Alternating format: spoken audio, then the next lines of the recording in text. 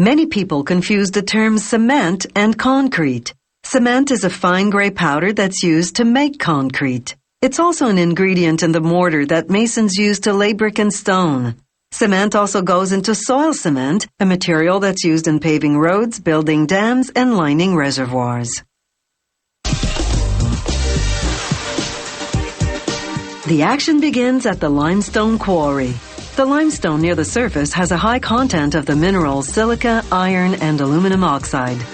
Deeper down, the limestone is more pure, containing less of those minerals and more calcium carbonate. The plant uses both types of rock, altering the proportions to make different types of cement.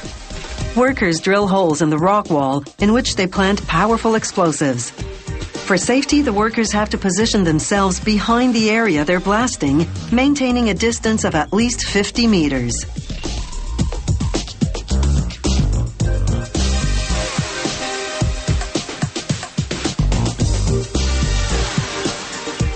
After the explosion, loaders move in. They transfer the limestone rocks to 50-ton capacity dump trucks. The trucks then haul their cargo to the cement plant nearby.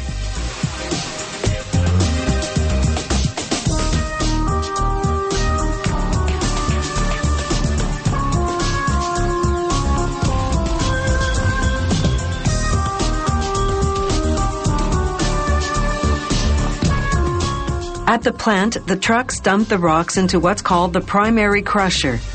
The rocks can be as big as a piano. The primary crusher reduces them to about the size of softballs. There's a constant spray of water to keep the dust from billowing up and settling on the chutes.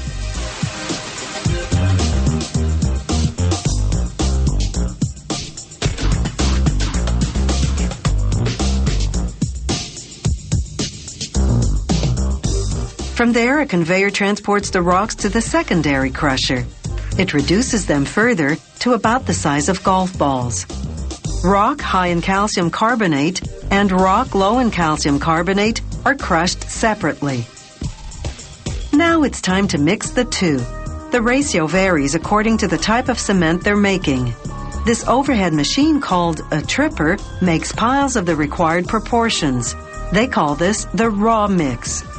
Then a reclaimer loads the raw mix into a grinding machine called a roller mill. Depending on what minerals are already naturally in the crushed rock, the factory adds extra minerals such as silica and iron. Certain types of cement also require aluminum oxide. The roller mixes and grinds the ingredients uniformly, producing a dry rock powder called the raw meal. Now the powder goes into a preheater. The temperature of the powder is 80 degrees Celsius upon entering. Within 40 seconds, it gets more than 10 times hotter. This begins the process of bonding the minerals together so that they'll later harden when hydrated with water. The preheater is equipped with what's called a flash calciner. In about 5 seconds, it removes 95% of the carbon dioxide in the powder through a chemical reaction. This isolates the lime, which is the most important element in cement. From there, the powder moves into a rotary kiln, a huge cylindrical furnace. It's set at an angle so that the powder moves from top to bottom a distance of 49 meters. The kiln rotates about 2 turns a minute to ensure the material travels through at the right speed. The burner's gas flame at the bottom reaches a scorching 16 to 1700 degrees Celsius. As the powder approaching it reaches the 1500 degree mark, it fuses into pieces about the size of marbles. These pieces are called clinker.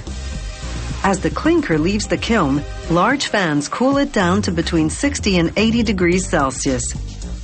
It's important to cool the clinker quickly in order to have quality cement. From here, the clinker goes to the storage area.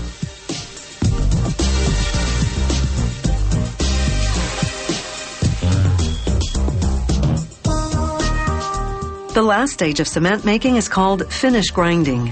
They add some gypsum to the clinker. The precise amount varies with the type of cement they're making. Gypsum delays the cement's setting time so that it can be worked for up to 2 hours before hardening. The cement mills are called ball mills because they contain metal balls, about 150 tons of them in the largest mill. As the mill rotates, the balls crush and grind the clinker and gypsum into a fine powder.